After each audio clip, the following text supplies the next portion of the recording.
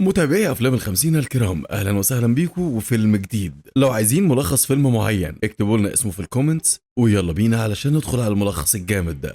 فيلمنا بيبتدي في العصور القديمة جدا، وفي عصر عم فيه الخراب والظلم والاستبداد على الكوكب كله، وانتشر وقتها خرافات كتيرة جدا ما بين الأجيال وبعضها، الخرافات اللي أصبحت حقيقة في واحدة من القصص. وبنعرف إن كان في إمبراطورية في واحدة من أكبر الجزر حكما على كوكب الأرض، واللي بتسمى بجزيرة ماينوس. الإمبراطورية اللي كانت قايمة على عبادة الأصنام والأوثان والآلهة، واللي اختاروا الإله بنفسهم وسموه إله الثور، وده لأنهم كانوا معتقدين إنه هو رمز للقوة والشجاعة. وبعد مرور كذا سنة الإمبراطورية كبرت وكبر معاها حكمها، وانتشر معاها الذل والشر والجشع، واللي كان موجود في كل مكان في المدينة حرفيا. وفكرهم الشيطاني اتمكن منهم ووصل بيهم الحال لأنهم عايزين إله جديد، فقدموا للثور العظيم الملكة بتاعتهم كهدية ليه، واللي نتج عنه مخلوق شيطاني أقوى بكتير من الثور العظيم نفسه. وبتعدي السنين وبتكبر الإمبراطورية أكتر وأكتر وبتتسع نفوذها، وده طبعا بفضل الإله الجديد، واللي بيتسبب في جوع وجشع الإله الجديد أكتر وأكتر،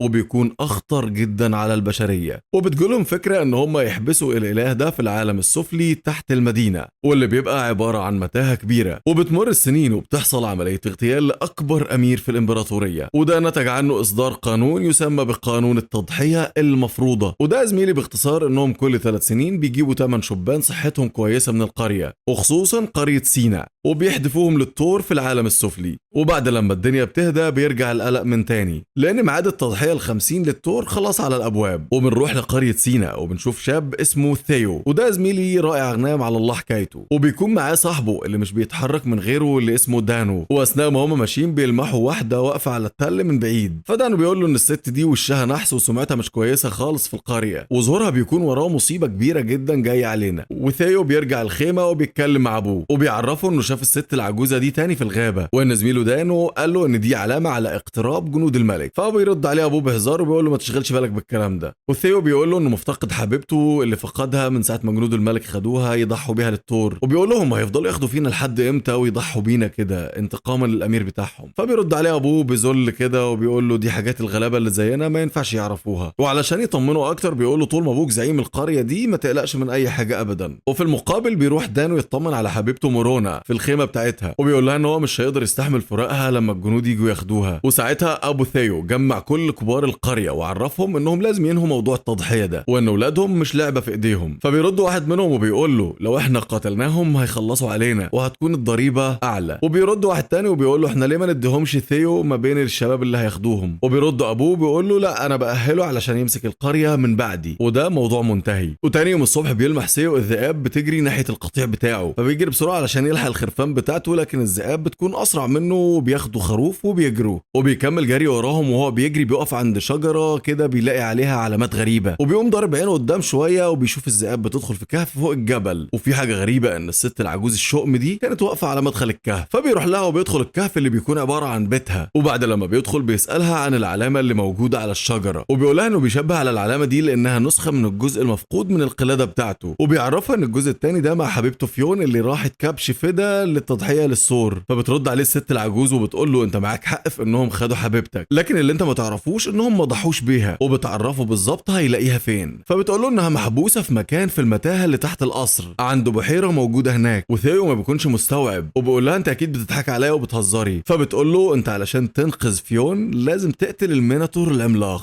قال لها انت عايزاني اقتل الاله بتاعهم؟ ده من رابع المستحيلات. وبيسيبها ثيو تخرف مع نفسها وبيمشي، وهو في الطريق بيفتكر ذكريات فيون معاه وبيفضل يفكر فيها كتير قوي. وتاني يوم الصبح بيصحى ثيو على خبر من ابوه وانه لازم يتحرك بسرعه علشان الجنود خلاص قربوا يدخلوا القريه. وثيو بيقول له انه راح امبارح للست العجوز وعرف منها ان فيون لسه عايشه، وانه لازم يقتل الميناتور العملاق علشان يقدر ينقذها. وطبعا ابوه بيتعصب عليه جدا وبيقول له ما تسمعش كلام الست دي نهائي لانها هتوديك للهلاك، وبيعرفه انه ما يفكرش نهائي في موضوع قتل الميناتور ده، وده لانه محدش قدر ولا حد هيقدر ان هو يقتله لانه قوه عظمى. وبيروح ثيو للاغنام بتاعته، وهناك بيلمح من بعيد السفن بتاعه الملك جايه عليهم. وبعد لما السفن وصلت القريه بداوا ياخدوا الشبان اللي عليهم الدور. وفي المقابل ثيو كان قاعد على التل زي ما ابوه قال له علشان محدش يشوفه وياخده، لكن ثيو كان كل تركيزه واهتمامه بالموضوع اللي قالت له عليه العجوزه وازاي ينقذ فيون. فعلى طول خد القرار وبدا يتحرك. وفي المقابل الجنود غربلوا القريه غربله ودخلوا كل الخيام وخدوا الشباب اللي اللي هم عايزينها، وفي منهم اللي بيقاوم ومنهم اللي مستسلم. وهنا بيوصل سيو بيبدل نفسه بواحد من الشباب من غير ما حد ياخد باله، وده طبعا علشان يقدر يدخل القصر. وعلى الجانب الاخر ابو ثيو كان واقف بيتفرج وشايف كل اللي حصل، بس مفيش في ايده حاجه يعملها، وبيكون حزين جدا على الشباب، واللي هيحزنه اكتر لو عرف ان ابنه بقى ضحيه للثور. بعدها بنروح للشباب وهم قاعدين في القفص اللي في السفينه، واثناء ما هم قاعدين دانو بيلاحظ واحد مغطي دماغه وقاعد بعيد، فبيروح يشوفه مين. هو بيتفاجئ لما بيلاقيه سيو قاعد معاهم، فبيفضل تايور يتكلم معاه وبيقول له اللي في دماغك ده مستحيل توصل له، انت اتجننت، انت عايز تقتل الاله بتاعهم. فكل واحد من الشباب دول بدا يجيب ويفتكر اقرب وصف للميناتور ده، ومنهم اللي بيقول انه اتولد من دموع البحر وحاجات تانية كتير وكلها خرافات ومفيش فيها اي حاجه حقيقيه. المهم بيوصلوا في الاخر للقصر، وهناك بيقابلوا الامبراطور دايكلون، وهناك بيلاحظ دان وهم ماشيين ان الارض اللي هم واقفين عليها تحديدا دافيه زياده عن اللزوم، لكنهم مش بيهتموا. وبنلاحظ كمان ان قدام كرسي الامبراطور تحديدا حفره عميقه جدا وعليها جدار من الفولاذ، ومن المفترض انها بتودي للمتاهه اللي الشباب هيتحدفوا فيها. حاليا بيامر الامبراطور الجنود انهم ياخدوا بنتين من الشباب ويحدفوهم للميناتور كده كفتح شهيه. فبسرعه بيتصرف سيو بيقول لديكلون ان الميناتور مش هيحب انه ياكل البنات الاول، فديكلون بيرد عليه وبيقول له ده اكتر حاجه بيحبها الميناتور هي البنات. وبعد كده بنروح للاميره وهي بتستنشق غاز من جمجمه، وبعدها بتروح تخدر البنتين بالغاز، وده علشان يبقوا مستسلمين تماما للميناتور. وبعدها القضبان بتبدا تتفتح، فبيجي ديكلون وبيعرض البنتين على الميناتور، لكن الميناتور مش بيرضى يجي الا بعد محايله كتير. وفي الوقت ده سيو بيعمل محاوله هجوم على الجنود هو واحد من الشباب، لكن بسرعه الجنود بيسيطروا عليهم. وحاليا الميناتور بيظهر وبتظهر قرونه في اسفل الحفره، وبيكون على اتم الاستعداد للاكل، وبيدي خبطه كده بقرونه بتهز القصر كله حرفيا. لكن الاميره كان ليها راي تاني، وبتامر الجنود انهم ياخدوا الشباب من هنا دلوقتي لحد ما ديكلون يجهز الحفر، وده لانهم هيرموا الشباب كلهم مره واحده للميناتور، وهو بقى ياكل اللي يعجبه منهم. فبيروح الجنود بعدها وبيرموا الشباب كلهم في قفص واحد لحد ما بييجوا ياخدوهم. وفي المقابل بتهمس الاميره للخادمه بصوت واطي وبتقول لها ان هي عايزه سيو تحديدا، لانها كانت على يقين من الست العجوز ان هو هيجي القصر. فبتقول لها انا عايزاه متخدر بالغاز، وفعلا بتنفذ الامر وبتروح تجيب سيو وبتحطه في غرفه الملكه رافييلا. وبيفوق سيو ولما هي بتقرب منه بيهجم عليها وكان هيقتلها، فبتعرفه انها مش ناويه تاذيه وانها طالبه منه المساعده مش اكتر في الخروج من هنا. وفي المقابل بيسمع ديكلون وبيشوف كل حاجه، بس بسرعه بتعرفه رافييلا ان في واحده في التضحيه الاخيره جت هنا وما ماتتش، وبتقول له ان انت لو قدرت تساعدني اخرج من هنا انا كمان هقدر اساعدك ان انت تلاقيها. وهنا بيضطر سيو يوافق لاجل حبيبته. وفي اللحظه دي بيقتحم عليهم ديكلون الاوضه وبيامر الجنود فورا انهم يحبسوا سيو، بس سيو بيمسك الشعله علشان يدافع عن نفسه، لكن الجنود اتمكنوا منه وخدوه. وبعدها بيمسك ديكلون رافييلا وبيغسلها بالكلام وبيسمعها كلام عمرها ما سمعته في حياتها. وبعدها بيامر الجنود انهم يجهزوا الشباب كلهم عند الحفره، وده علشان يشوفوا سيو وهو بيترمي في الحفره والميناتور بيخلص عليه وبيتحدف سيو والقضبان بتتقفل. وفي المقابل الجنود بياخدوا كل شاب من الشباب وبينزلوه في حفره شكل،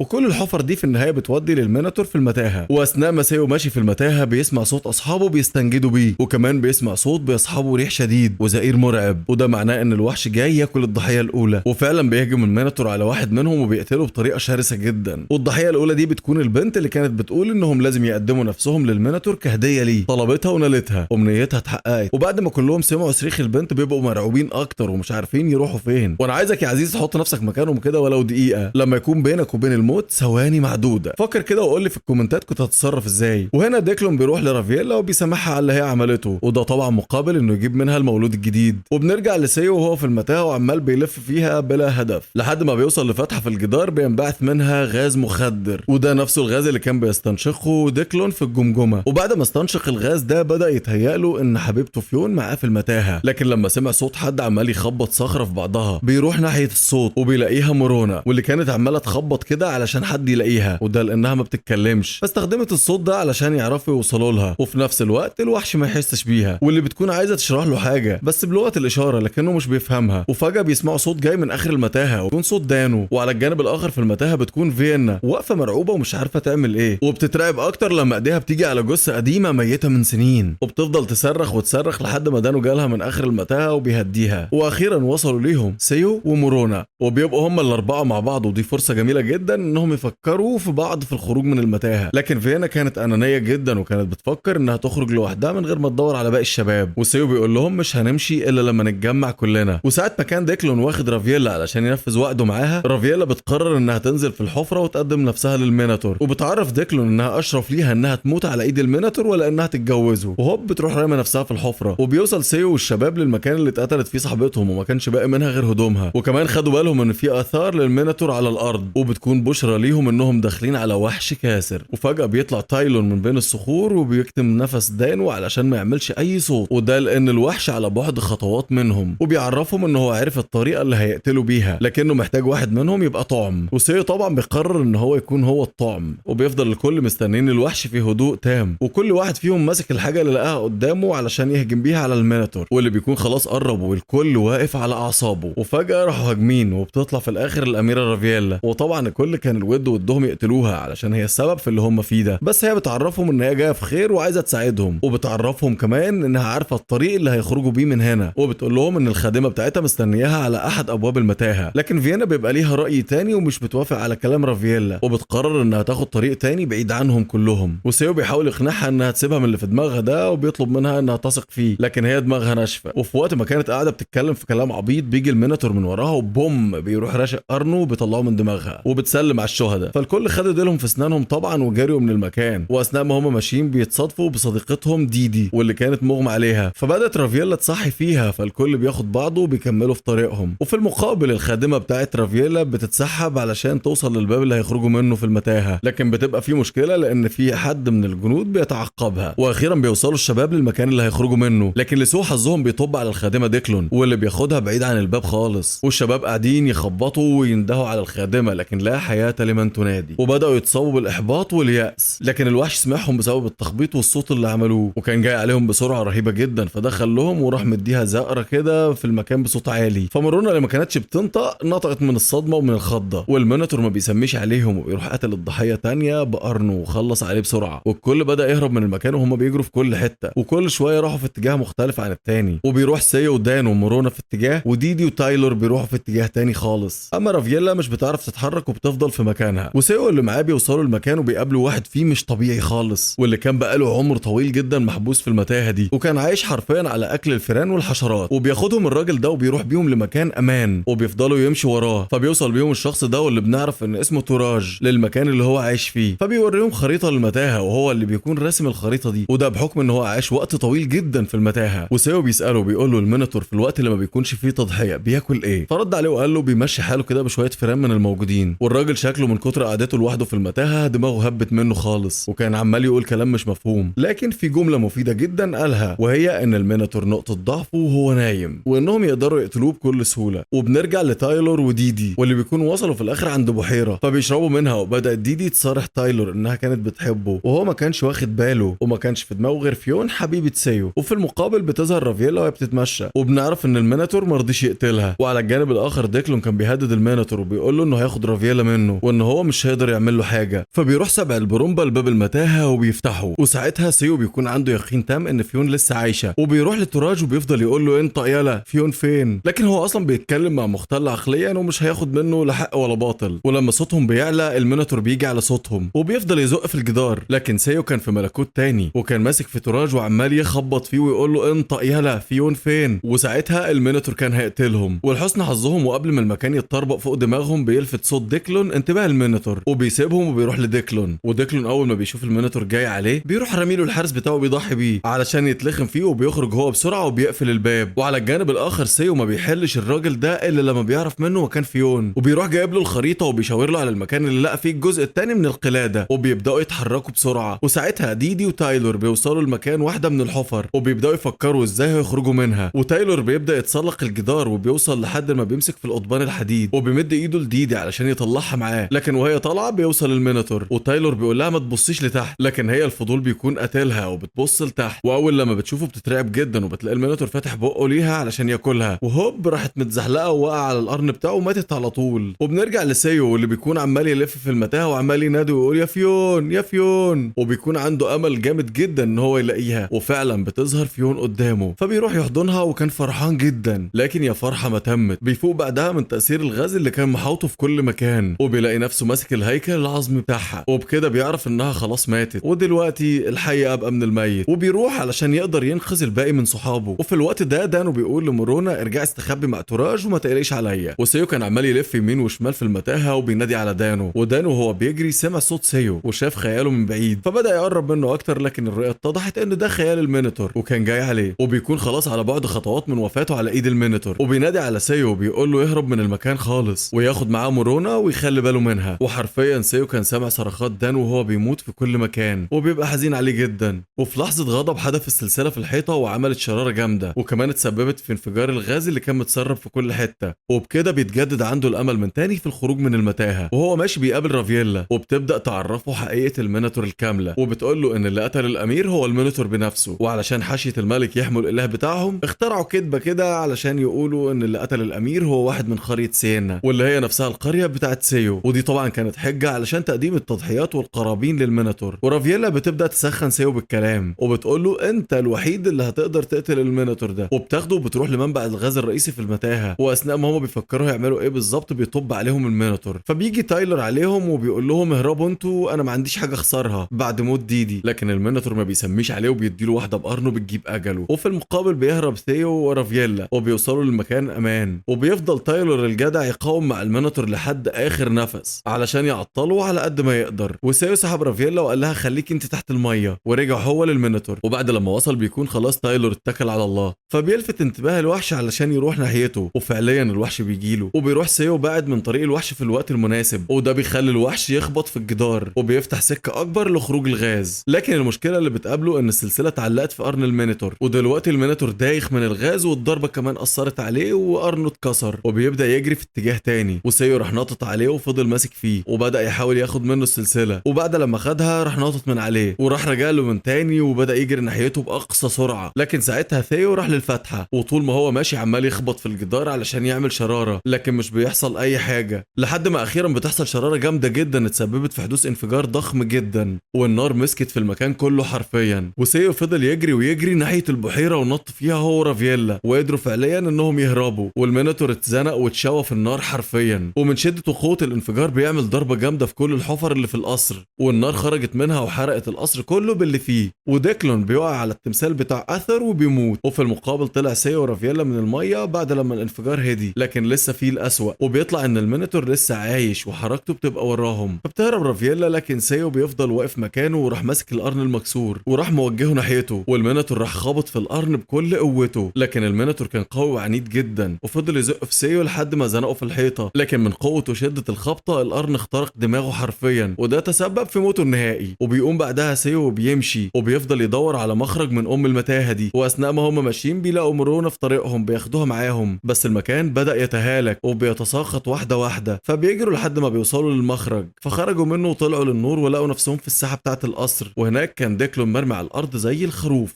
وكان بيلتقط انفاسه الاخيره. فراحت رافييلا عشان تديله قبله الوداع وراحت خانقاه علشان يموت في سلام، وكانها بتقوله ريست ان بيس يا ديكلون. وبس فيلمنا بينتهي على كده. لايك شير سبسكرايب واشوفكم الفيلم اللي جاي. كان معاكم محمد خليل، سلام.